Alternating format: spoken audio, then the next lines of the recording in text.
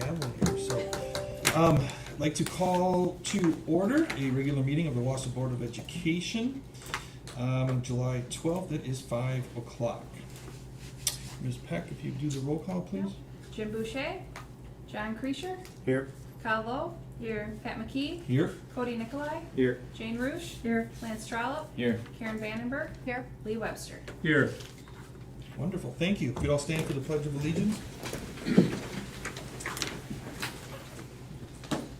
I pledge allegiance to the flag of the United States of America and to the republic for which it stands, one nation, under God, indivisible, with liberty and justice for all.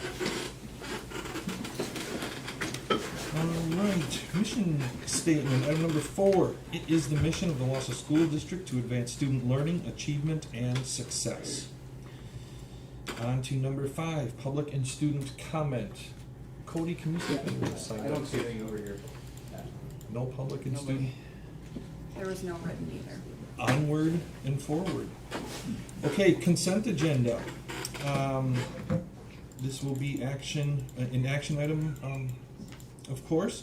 Approve the consent agenda, which will include appointments, separations, leave of absence, retirements, minutes from the regular session of June 14th, 2021, special session June 14th, 2021, and special session June 28th, 2021. Payment of bills, donations to the district. And this month we have it from the Back Your Jacks Booster Club and the Blue Jacks Hockey organization. Thank those organizations very much for their donations. And with that, I would like to seek a motion to approve the consent agenda with great gratitude for the aforementioned donations to the district. So, second. First and a second. All in favor? Aye. Opposed? Abstentions? Motion carries. Mr. McKee, could I do an Absolutely. introduction? Please do. Now that you approved her, I'd like to introduce our new Director of Elementary Education, Mrs. Julie Schell, who is familiar to some of you. Julie used to be an elementary principal in a few of our buildings up until a few years ago. Went to Mosinee, who she's currently serving as the Director of Curriculum. And we are thrilled to, I was thrilled to meet her, the whole team was, and we are thrilled that you just approved her to replace Mrs. Sheridan. So welcome, Julie, good to see you. Welcome. Thank Welcome you, back. everyone. It's great to be back. I'm super thrilled and excited and looking forward to the great challenge and triumphs that we'll have together. So I apologize, but I have a board meeting in Mosinee. So I appreciate the opportunity, and I'm just really blessed and excited to be back. So we'll see you very, very soon. Yeah. Excited Thanks. to work with all of you. Welcome. Welcome. Welcome. Welcome back. Yeah, Thank thanks for you. coming. Thank you. You know, I always think- See you sometime. Wouldn't it be awkward if we didn't approve somebody when we... Right, yeah, that'd be bad. I'm a risk taker. Yeah. I always Thank wondered you. how... Thank you, everyone. Thank you. It'd be interesting to see how that played out. Yeah, let's not find out. No, not tonight anyway. Put No. something else to it. All right. Moving on. Item number 7, old recurring business. From the Education Operations Committee meeting, at the June Ed Ops Committee meeting, Mr. Nyman shared an overview of the AGR, reviewed each school's reading and math achievement data, and presented the next steps. Item number 2, Whole Child, Whole Wausau. We had an update at the June Ed Ops Committee meeting. Wendy Cartledge and Angie Lloyd presented the short cycle report on wellness. And now on to item number 3, which is possible action.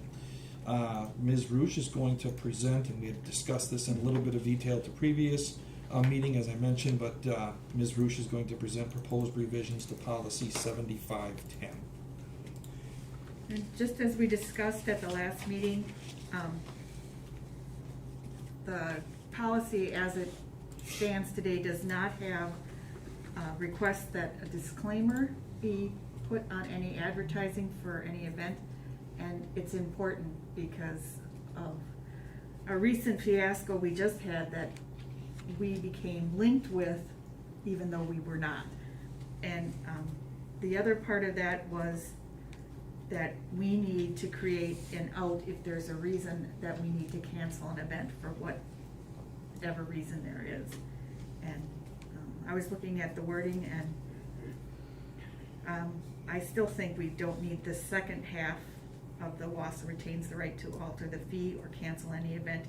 And I think that's where it needs to end, instead of if evidence is presented that shows a discrepancy in the event holder's description of the event and the actual event. Okay.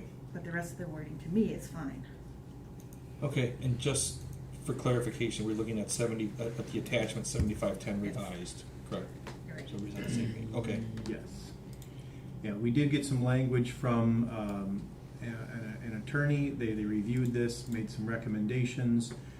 So I don't think that the changes you're recommending, Jane, that cutting that off would be any kind of a concern. And Cassie, you actually spoke to the attorney, correct? Well, I have it up in front of us. It was the very last attachment for this agenda item. Right. It's mostly the same of what Jane presented in the second to last attachment. But he did advise us having definitions included, and he did include those in the very last attachment. Mhm. So I guess if you want to pick an attachment to direct me to change, then I can. And that's the one you have up right now. This is the attorney's suggestion. It's Which the very last. Neola one also has definitions like that as well. Mhm. One thing I did notice in comparing the Neola one to this proposed one is when I read ours, I was sort of confused as to why we have this title called recreational activity.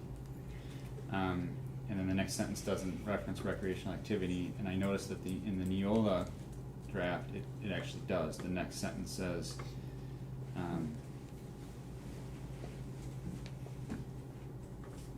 any non-school sponsored group requesting to use the district facilities for recreational activity, and ours doesn't have that, and I don't know why.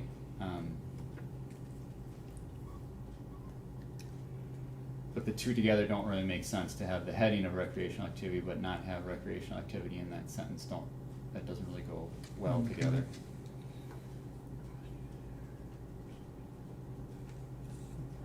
So I'm looking at the Neola template, and it references the form that has to be completed. Yeah, and ours says an online application. It's a little bit different. Right. But All right, let me see here.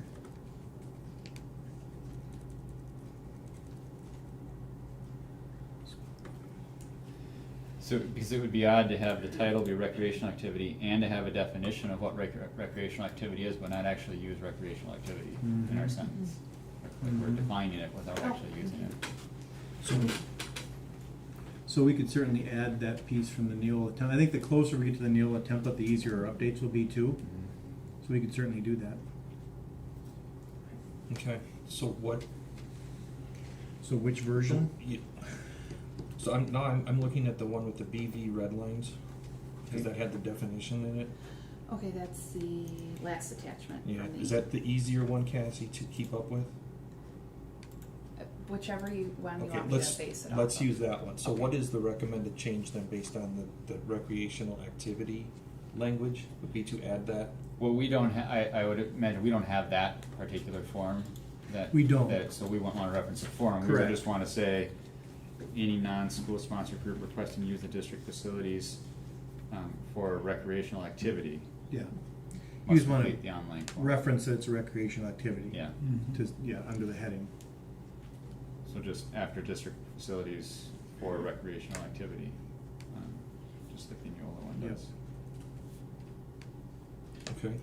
So do you have the, yeah, there it is. So if we're looking at the screen. Okay, so we have that one covered. Yep. And then, was there any other discussion needed on Jane's comment regarding ending that second addition where it says the Wausau School District retains the right to ending that after alter the fee or cancel any event, period? That's what you were suggesting, Mhm. Jane? Yes. there's no concern with that, then we will delete the rest of that one, Cassie? Yes. Thank you. Okay, any other comments or suggestions on this one? Good, all right.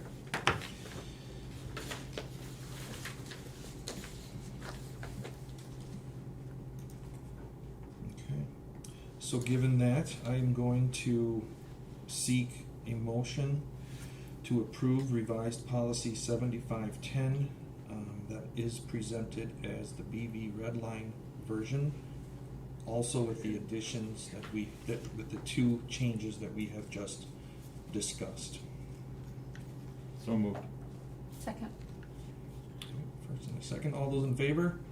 Aye. Opposed? Abstention? Motion carries. Thank you, Jane. Thank you. All right, on to new business. Employee handbook updates. This is an action item.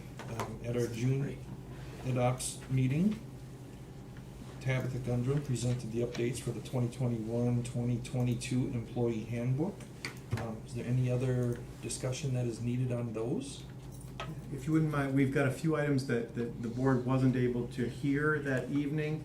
Ms. Gundrum would like to share just a couple of updates, and then obviously, take any questions that the board would have. Absolutely. Thank you, I'll make it quick. And I apologize for the technical difficulties. We tested that twice before the Yeah. board meeting last time, and it worked perfectly. I believe we were on the very last slide when when I wasn't able to be heard anymore. And the housekeeping changes, I think, that were summarized on that slide were very self-descriptive of what they are and why we're doing them. They're just updating dates and those sorts of things. The big one that I did want to emphasize is the curriculum pay rate adjustment. This is a topic that when we opened with WEA, they asked the question about curriculum rate. They had gathered some information. They felt that they were quite a bit behind. They had indicated we haven't changed that rate in probably 12 to 15 years. And our records show basically they're right. We haven't changed that rate in a very long time. I then did my own comparable gathering of all of our regional districts as well as across some other statewide comparables that I am connected with, and found that the average rate for curriculum is $24 to slightly more than $24 an hour. So I proposed and brought forward an adjustment to that rate from $18 to $24. It brings us up to that average. It doesn't get us much above that. But it's a good start and a nice change for us moving forward. My hope is that we look at that comparable information more frequently, because we shouldn't be waiting 12 or 15 years to make adjustments to keep up with other districts and what they're paying for that work. I'm assuming everybody knows what curriculum pay rate is used for, but if you don't, let me know that, because I can hit on what that is too. Why don't you just for? Sure. So we use the curriculum pay rate to pay teachers when they are doing work to update curriculum. If we add a new course and curriculum needs to be developed and put into place, they would use the curriculum rate to pay for that work. Sometimes we would use that rate also in professional development kind of situations, but primarily the work is done through the education department, and it's approved through that team for work that we need done to enhance, update, or improve the curriculum that we deliver to students. It's the same rate for all teachers, so whether you're low on the schedule or high on the schedule, the work they're doing for the curriculum rate is all the same work, regardless of what degrees and history and experience you have. So it's the same rate for all teachers. Okay. Two comments, Tabitha. One, I think this is great. I mean, it's a 33% increase from where we were, and after 12 or whatever many years, obviously warranted. First question is, how do we, you mentioned that we want to review it more often. What framework do we have to put in place to make sure that that review happens annually? So annually is probably too frequent, but my intention is to check on that rate about every 3 years or so. What I'd like to do is, and I'm working with the team on putting together a cycle so that each year we're looking at a certain portion of the employee population and the rates that we're paying, and then bring forward adjustments on that 3-year cycle. So that's our goal and what we're setting up. And so this is a good start. This year we only went at adjustments in areas that were significantly out of alignment from some really quick reviews. This next year we'll be studying all of our support staff, and you will likely see as part of the budgetary process next spring a recommendation for some adjustments in the support staff areas where we are a bit out of sync with our comparable areas. So you'll see this back in our review probably 3 years from now, which will be about the time that we're also going to be reviewing how our comp model is keeping up with the area, because we'll be fully implemented onto that new model at that point, and we'll be able to better assess where we land. Okay. So And my only concern with that is 3 years for some of these things, you know, like this one, to me, curriculum pay seems to be kind of a core thing that, you know, that we need done annually, and on a 3-year cycle, I mean, we could get behind another 6% very, very quickly. And Yeah. I guess where I'm going with that is, if there are some of these that are maybe more higher priority, I don't know if this is one of them or not, but if we should do them every other year or annually, to make sure that for these critical areas, we don't get so far behind. A lot can happen in 3 years. curriculum rate is typically a rate that isn't changed frequently by a district. I would say in my past district, I looked at that rate about every 5 years. So it's a rate that stays fairly static, but then periodically the districts will all start asking, what are you paying now? And then there's usually kind of an across-the-board adjustment once we all start seeing those numbers. I'm just starting back to in-person meetings with the regional HR directors, and like this month as an example, we're looking at sub-rates because we just came off a very unique year, and sub-rates is on the agenda for next Tuesday. We're going to be talking about that so that we can make sure that we've got some general alignment and people aren't too far out of whack in terms of that amount. So I hear you. I respect and appreciate your perspective. I do think 3 years is a reasonable amount. If the board does want me to check that every year, I certainly can check it every year. I don't think it will change significantly on an every year cycle. Well, as long as, and this is, I think, somewhat of a shift for this, for us, to what extent everybody can probably judge for themselves, but I would love to see us in a leadership position in these types of discussions, rather than waiting for the market to do something and then all of a sudden we're reacting and trying to catch up all the time. We should be the leader in this area. I agree. So whatever we have to do, and obviously, you know, you're more than on top of it, but to position us where we're the leaders, we're attracting people for whatever reason, you know, pay or benefits or what have you. You know, everything that we can do to be more competitive along those lines, I think, is always going to be a good step. Yes, I know past practice is important, but sometimes it's just so old-fashioned, we need to do something fresh. And I would like to see these rates tied to our annual raises. Whatever the raises throughout the district should go on this. It's an interesting idea, and it's something we can look at as we look towards next year's budgetary cycle. We can bring some information back to kind of show what that might look like. I can also bring updated comp information for next year for sure, so that maybe, because we're doing one adjustment now, maybe it would make sense for us to do one more check next year just to make sure that we stayed in alignment. And then really whatever the board wants us to do, we can move forward with that. Okay. Could I ask real quick, Bob, you've been around, and this also ties to some, a while. This also ties to some other pay areas, right? I don't know if it's coaching or if, can you shed a little light on that? This is a very good bad cop situation. Yeah. This is our budget, right? Come Let's on have now. a debate. You're on my team. All right, we're all on the same team, but I do have to remind people that Yeah. some certain rate, we've got a limited amount of money, and we're wanna raise salary and increase wages, but it always comes at the cost of something, right? And it is tied to a few other wages, and that's the exact question you asked, and I cannot give a specific answer to that, but the $18 an hour, we call it curriculum rate, but it's for so many different things in payroll, where if people are asked to come in extra to do a lot of different things, we pay them a curriculum rate, which is $18 an hour. Now, I took this opportunity to come up here to say something else, though. Whenever you increase at 33%, it is an increased budget, right? And that's good news and bad news. And the good news is, much of that is gonna be bared by the ESSER money that comes in. We have big plans this summer, and we did it last summer also at 18. We'll do it this summer later on at a higher rate, where we're gonna use ESSER funds to bring teachers in to do some curriculum writing, to do some professional development, to do some things that we're gonna use more of the ESSER money than if we had not done this, but it's not gonna really impact our budget. So it's the perfect opportunity to have the influx of ESSER money kind of blunt the impact. But then, the stuff that we had been doing for years and years and years at 18, and we have done it a long time, because as long as I've been here, it's been 18, there is a budgetary impact. And that's gonna come out in October when all the rest of those things are finalized, because right now things are changing. Even though you already approved one version of the budget, things are changing.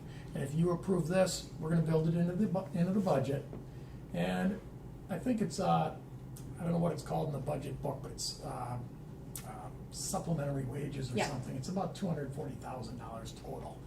So it would go up about $80,000 that we're gonna have to find a place for. And there's always something that gets displaced, or additional revenue that people think we should use for one thing, but we already committed it to this based on board action. So, you know, I'm glad you invited me up here so I can at least remind people that we do want to increase wages, that we do want to increase salary and pay more for these things, but we do have some limiting factors too. But ESSER couldn't have come around at a better time. That provides us half of the opportunity. Okay. Yeah. I might also add, because before I brought this proposal forward, I asked the business office for 3 years of history, because I think this last year was unique, and we spent significantly more this last year than we did in prior years. And so as we hit the pandemic and needs for additional planning and preparation were encountered, we spent quite a bit more in the last year, and more the year before than the prior year. It is possible, although I don't have a crystal ball to know, but it is possible once we get through these cycles, and this next year being the next main one, we may see a drop in our overall hours needed back to maybe a more traditional level of hours used. But yes, at a higher rate, it will have some impacts that way. Okay. And so I don't know that our curriculum needs will be the same a year or 2 years from now as they have been the last 2 years. But again, I don't have a crystal ball. There's no way to truly predict that yet, because we don't know what's coming down the pike. Okay. So, All right. Marley, you mentioned coaching salaries, unrelated to this, but perhaps can you just let us know when our coaching salaries due for review? yeah, that would be a great topic of conversation down the road. I know Dr. Rauscher and I have had a couple conversations about really the need to look at that and look at our process with regard to how coaching salaries are defined and the expectations that we have connected to each of those coaching salaries. So we've been talking about it. I'm not sure exactly what that timeline is, but it's on the near horizon because it is due. So can we get that on an agenda within the next couple of months? To start talking about the information, or do you, or Well, from a study? I would say looking for administration's recommendations, if there are any, relative to coaching salaries, whether it's the model or the amount or what have you.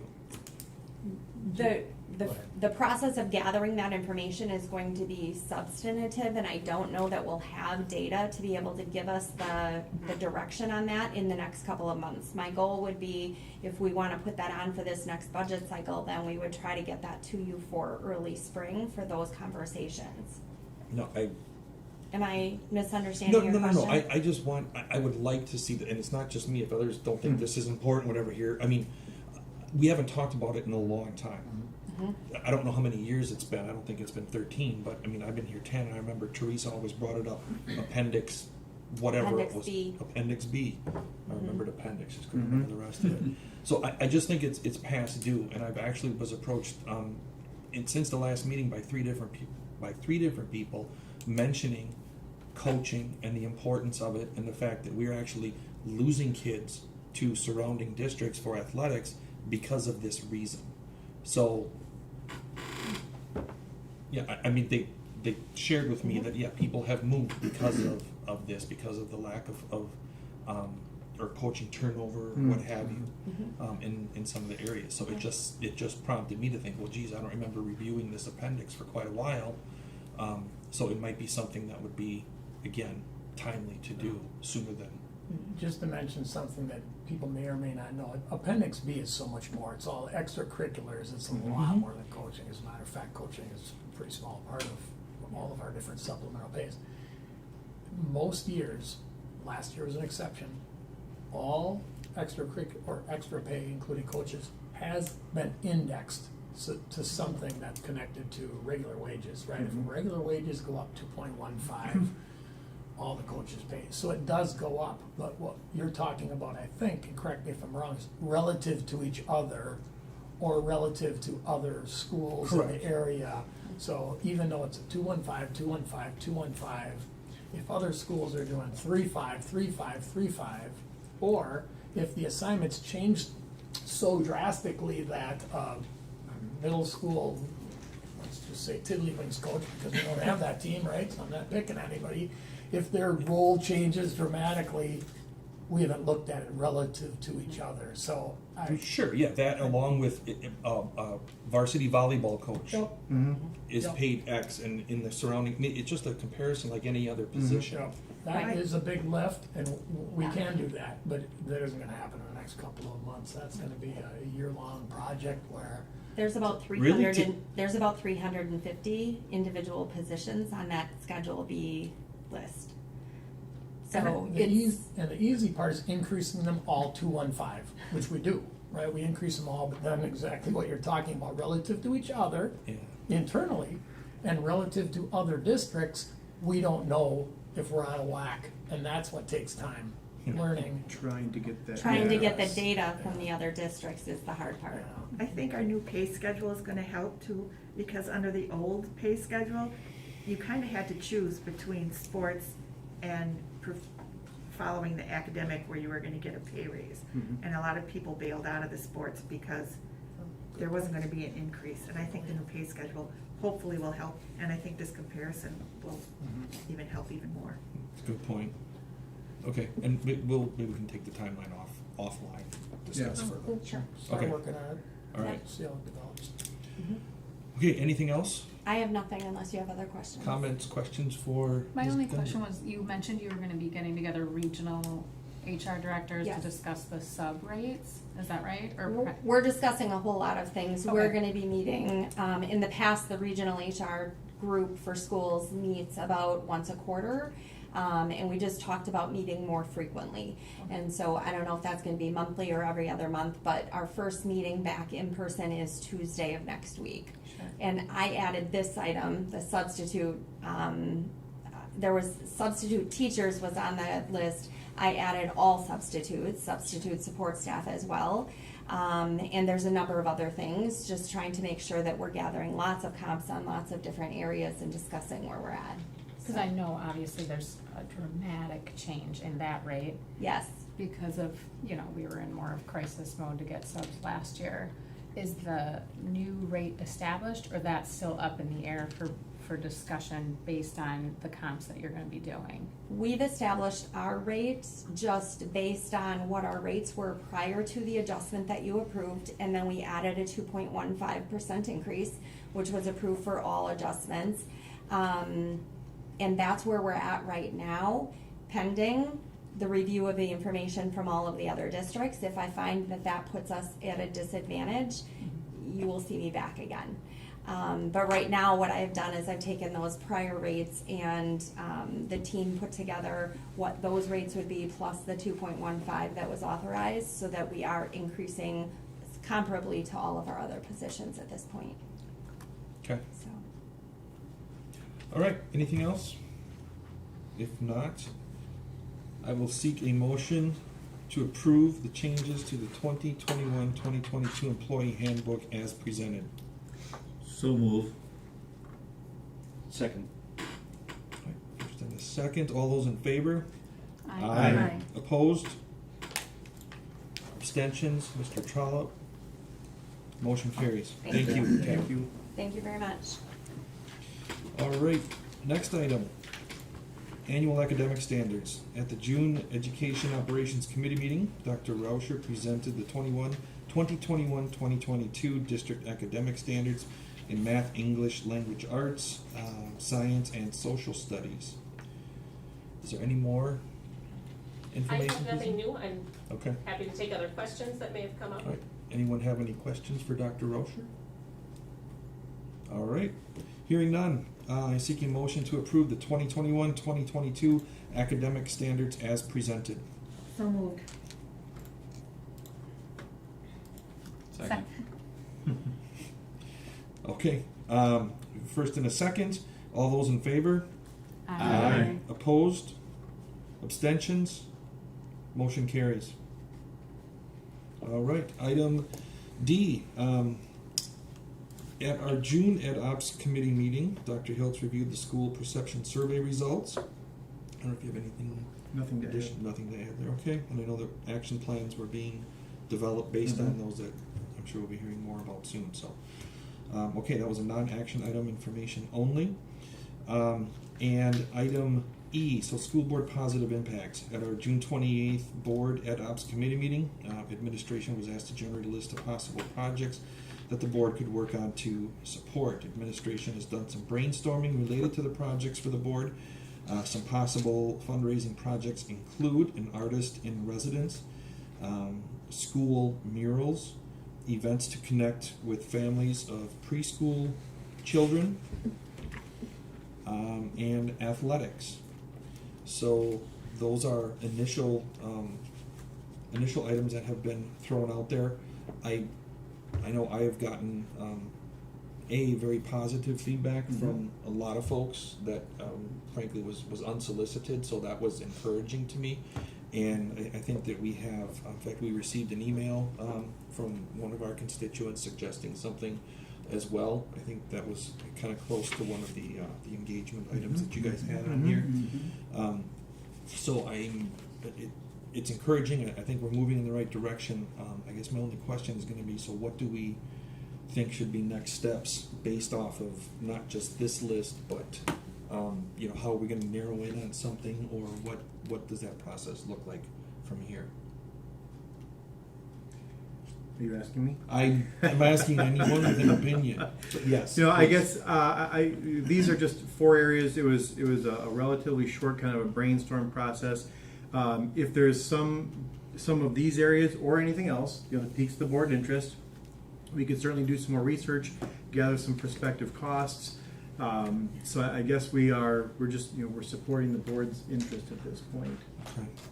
One of the things I've heard a lot about over the years would be an indoor training facility, and I think the one that just got put in Rhinelander sort of sparked that more. What I've never heard though is where that could be located in a way that could serve both sides of the district. Yeah. I've never heard Over that. the river. Yeah, right. This is on a barge. Yeah. I was just at the Hoover Dam, so I can explain to you how you can divert that around. That's Put right. it right in the middle, and yeah. So I've heard a lot of excitement about that and how great that would be, but like I said, do you do it twice? Do you do it once? If you do it once, Well, what would you do? I think that is I think it's an excellent point, and I also believe that can be the catalyst for discussion about just that, east versus west, put it on the river. I mean, at some point, in order for us to do great things like this, we have to get past that as a community. Much easier said than done. We've already, we've gone down this path numerous times. Yeah, the But- DNR will not let us fill in the river. But short of filling in the river, I do think that this could lend itself to, frankly, some of those hard discussions. And if we can demonstrate some collaboration, and if we can demonstrate the value that it brings to the district and the surrounding community, not just to the east side of Wausau or to the west side of Wausau, to me, it's kind of in how you message it, how you advertise it, how you frame it. I think that we could get a lot of buy-in that might set the stage for some further collaboration across the river. So, I think we've already known some of the advantages of combining east and west as much as you can, and I think we learned even more about that during virtual learning on how much easier it is to support a wider range of classes if we can combine in some fashion. And we've had talks about that before of 9, 10 at one school and 11, 12 at the other school or whatever. But I think you're right. I think it's something to be discussed. And some of these projects that we talk about, some of the reasons that they haven't happened over the years is because there's two. And same thing when you go out to businesses and you say we need support for a sign on the outfield, but then they need to do two. Not one. Dugouts, it's 4. It's not 2. So it's yeah. You have to ask those inevitable questions, and I've heard from a lot of folks in the athletic community in our district that declining participation, it's inevitable that some of these sports teams are going to probably merge and join at some point in time. So you have to ask yourself, where it makes sense to put, future facilities and upgrades and things of that nature if you know that inevitably you're going to combine at some point or something's going to happen there. I'd also be interested to get feedback from the athletic community, from coaches, athletic directors, and principals on what the needs are and what they're seeing and hearing. And I've done just a little bit of research, and you mentioned Rhinelander's got an amazing facility that they just put up. Wisconsin Rapids has a pretty neat facility that they're putting up right now. Marshfield, and a lot of these have been done through not referendums. They've been done through generous donations and fundraising campaigns.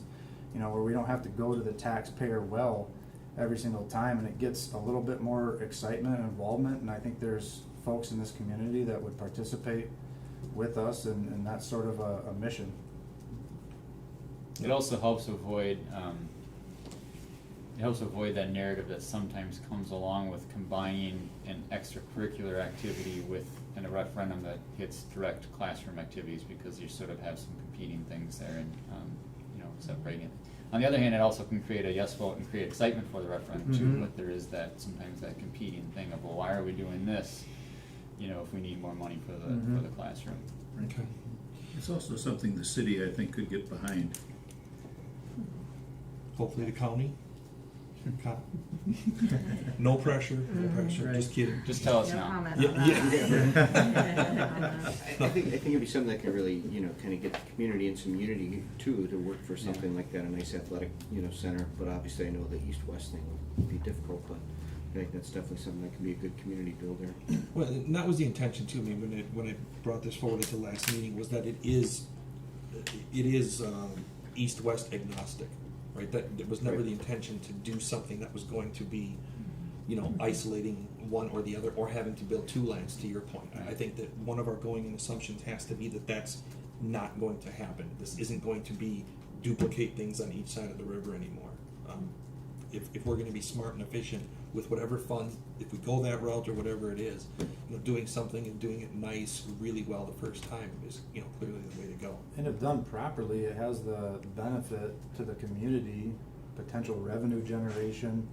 A lot of good things can come from, some of these projects that we're talking about. But I think that's very important about if we were gonna go down that path of an athletic sports complex or facility, where it's located is pretty important for the future of the district. And, I think we have to look out long-term of what, Right. what's happening. And you mentioned it too, Pat. I've heard it from several people that I know that have left the district to other districts because of sports and athletics. So we don't just lose, students and families out of the district because of academics or arts. And we're losing a lot because of athletics too.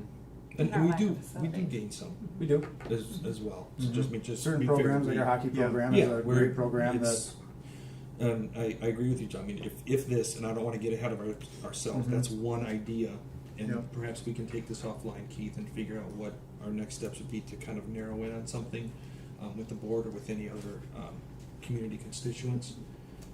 Absolutely, yeah. This is certainly an area of interest. Mr. Seiler, Mr. Tess, and I have had some preliminary conversations about locations on our current campuses or campus, or would this be something that larger that would require a land purchase? I guess we kind of want to flesh out those options.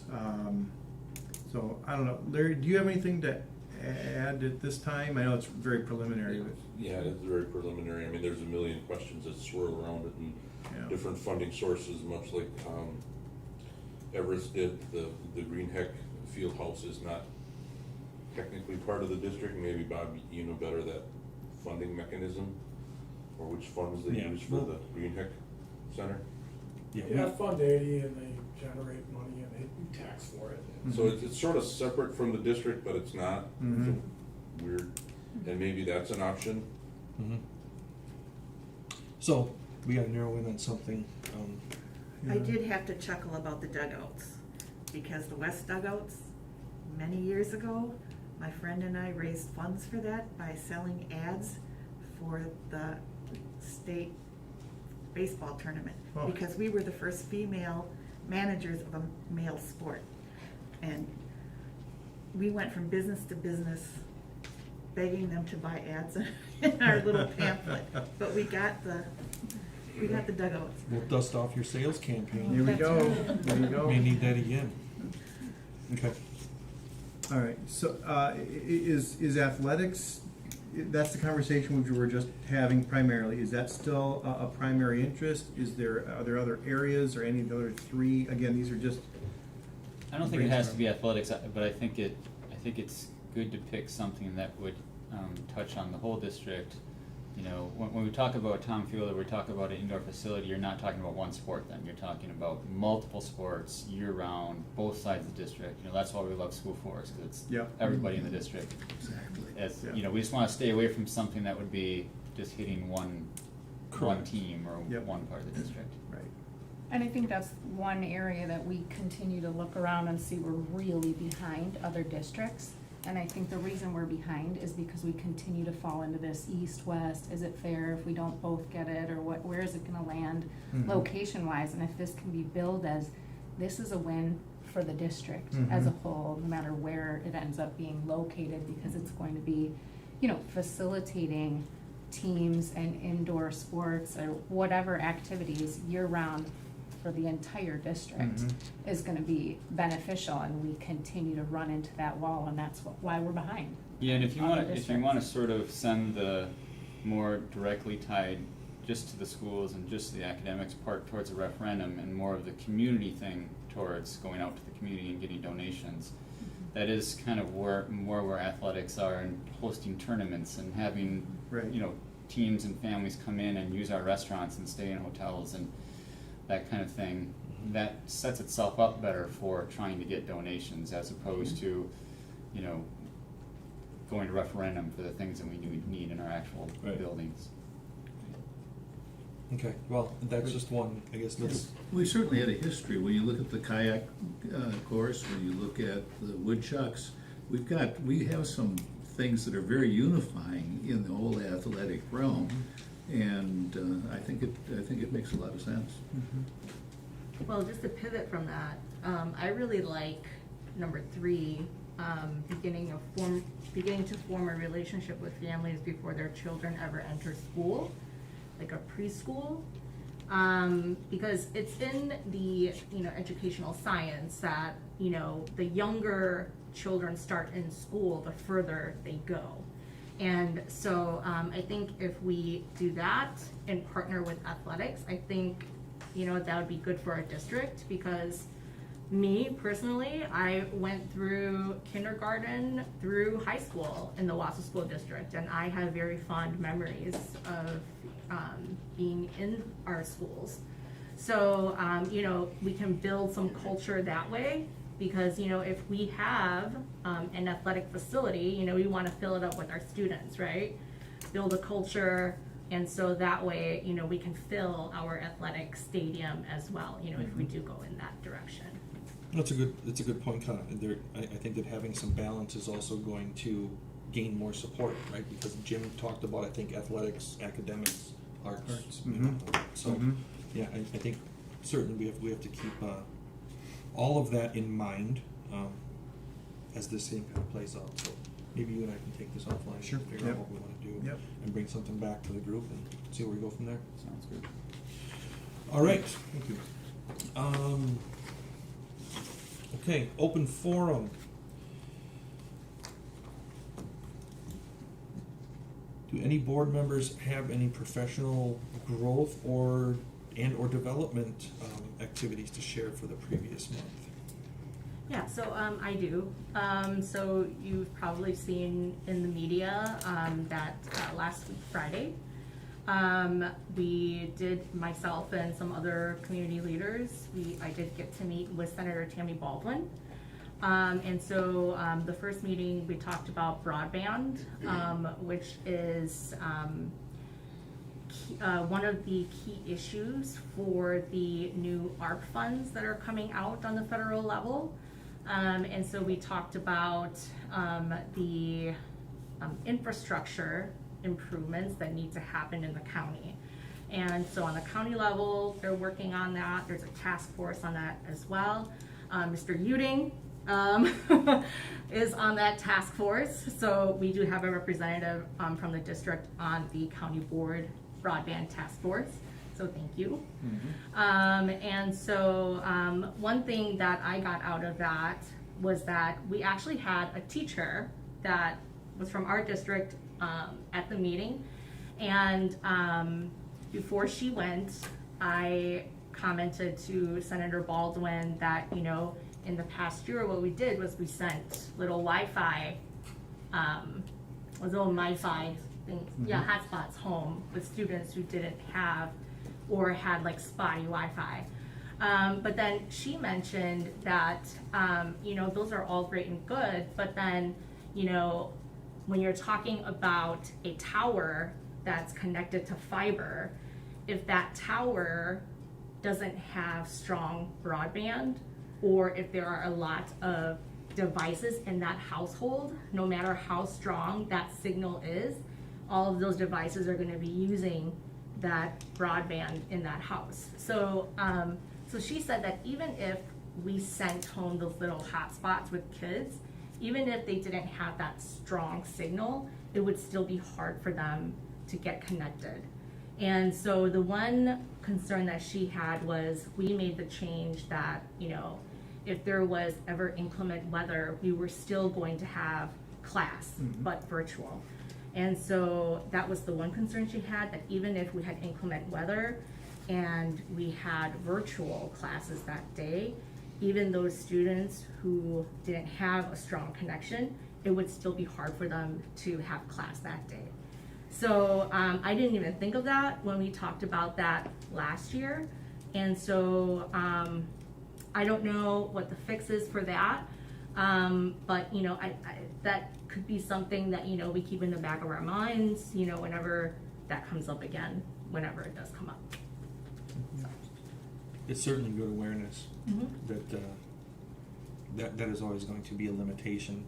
You know, I think unfortunately, you know, one hotspot isn't going to do it for a household of 3, 4, 5 students, but you know, I'm sure that that's being contemplated in the. Yeah, that was part of the original development of those. Yeah, just a couple of those things. So we distributed, families could have multiple hotspots and they were configured differently. So if somebody had 3 or more kids, they could have 2 hotspots to try and give them the traffic and the bandwidth that they needed, and they were configured differently. Guy, you're right, and that is a concern with the inclement weather days and those kinds of things. And our initial planning with that was to account for that, to best set it for students and staff, ideally, you would have a little bit of a forewarning that there's some inclement weather coming.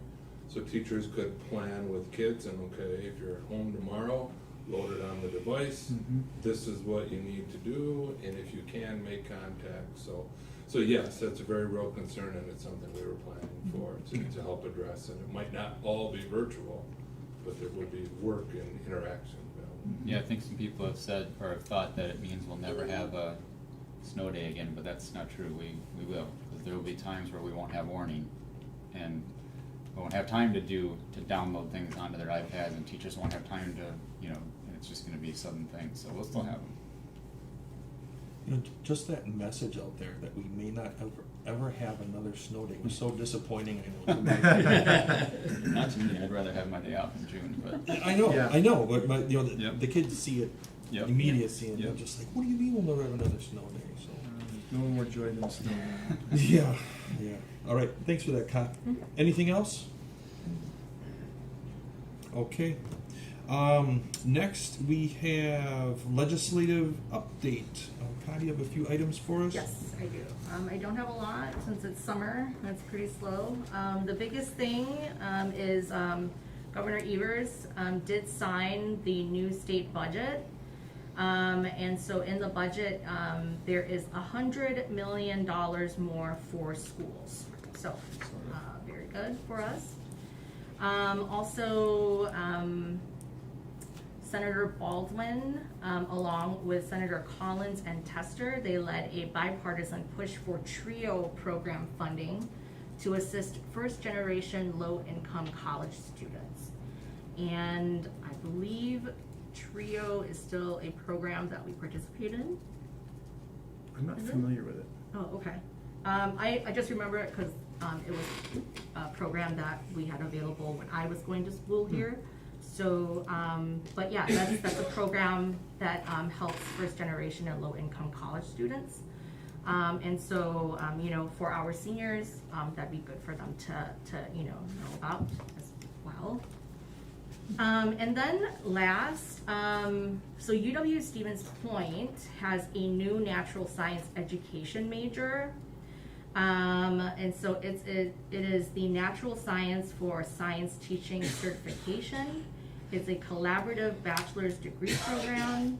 Students will take core science courses and select a minor in one of those disciplines and a certificate in an additional field of science.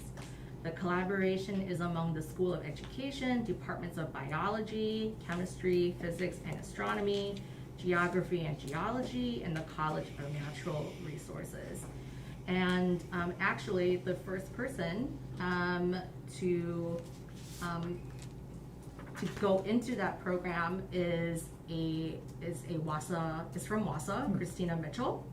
And so that's always good for our area when there's a new major that is created at our four-year university, keeping our young people here in this area. And that's all I have. Okay, thank you. Good updates. Hey Pat, while we're on the Yes. legislative update, could we put Bob on the spot and have him just give everybody a refresher on how that budget will impact or not impact our budget? Because I know we have listeners that probably heard about the increased educational funding. I just think it's important for people to know how that actually works with our actual budget. Where do I start? Just give us Just a short quick edition. Yeah, the quick edition, put you on the spot. Well, we knew for a little while what budget was presented to the governor. And we were hoping there were gonna be some creative line item vetoes and things like that. And actually, our set of assumptions that we've been using is pretty close to what happened, right? The revenue limit isn't going up. Categorical aid isn't going up. Those are the two biggest sources of revenue for us. Okay, and those are both assumptions that we made. State aid is gonna go up. And since state aid goes up, but the revenue limit doesn't go up, our taxes could probably go down. However, we do have a referendum that's on the books for the first year this coming fall for $4 million. So we're exceeding the revenue limit by $4 million, so that brings it back up. Now, to what degree these ups and downs happen, it'll reveal itself finally in October. And the tax impact is the big thing we're waiting for right now, because the budget part, we pretty much made the correct assumptions. So we made pretty accurate assumptions. And the big lever that we have to pull right now is how much money we use of ESSER money, which is limited availability, right? It runs out after 3 or 4 years. If we use ESSER money to displace money that we would have gotten through a more favorable budget, that's kind of part of the question right now too. We don't want to use too much ESSER money because it puts us in a tough predicament when it runs out.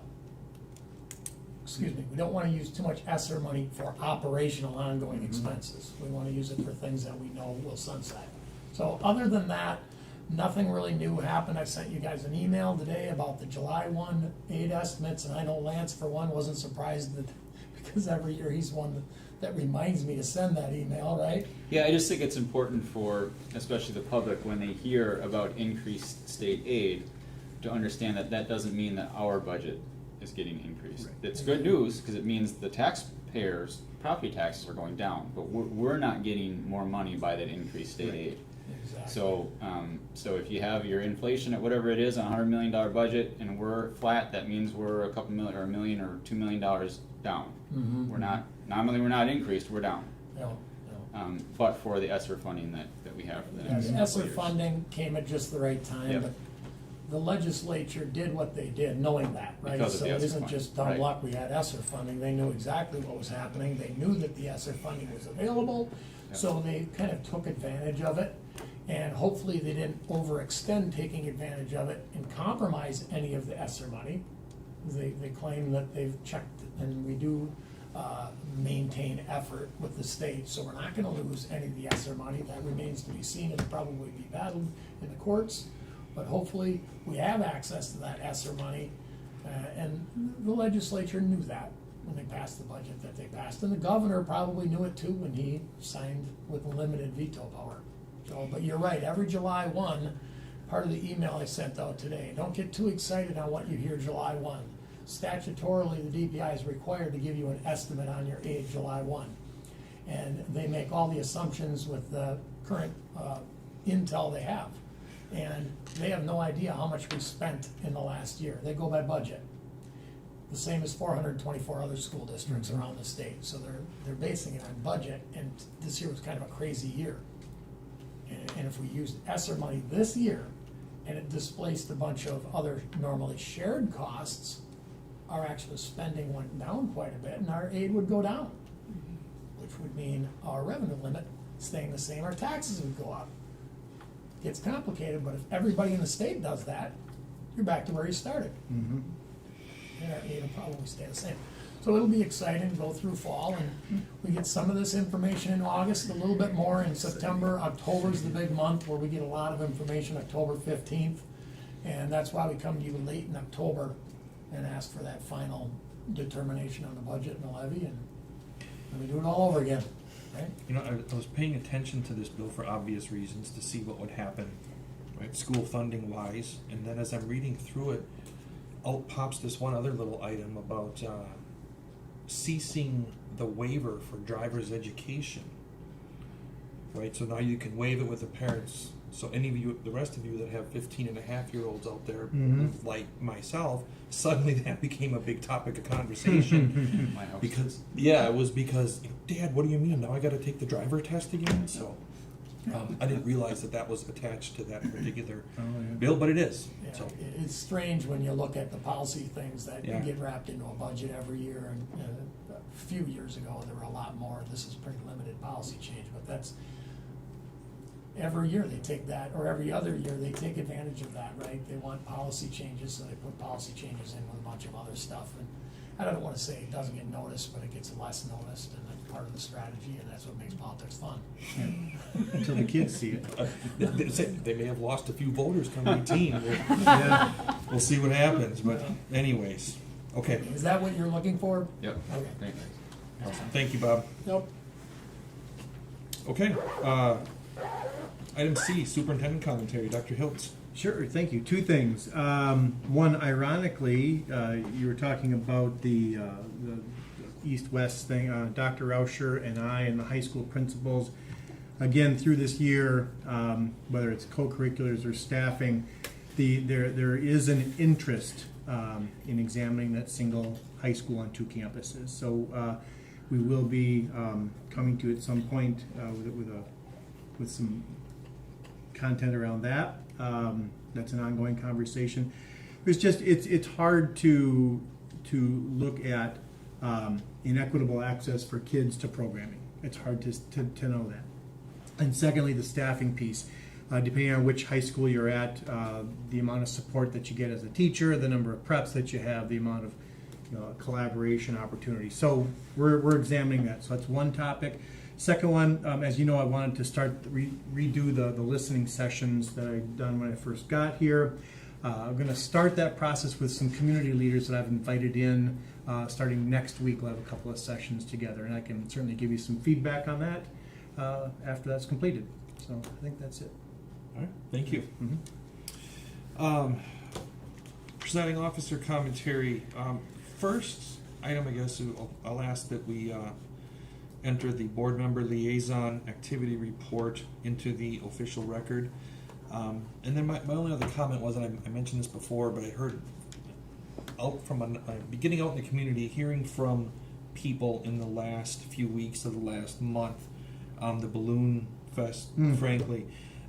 I've been approached by, frankly, quite a few people, whether it was staff, whether it was community members. Dr. Nicolai, I saw you out there, but honestly, the feedback has been very positive. It's been optimistic, and people are expressing, at least they're expressing to me, like, hey, you know what, we can see or we feel, there's some positive things going on in the district, and I just wanted to share that because I know that we went over the school perception survey results. Obviously, the board didn't fare well in those results, but hopefully, by changing the narrative, as I mentioned at the last meeting, and starting to focus on some of these other things that are really going to benefit the district and the community.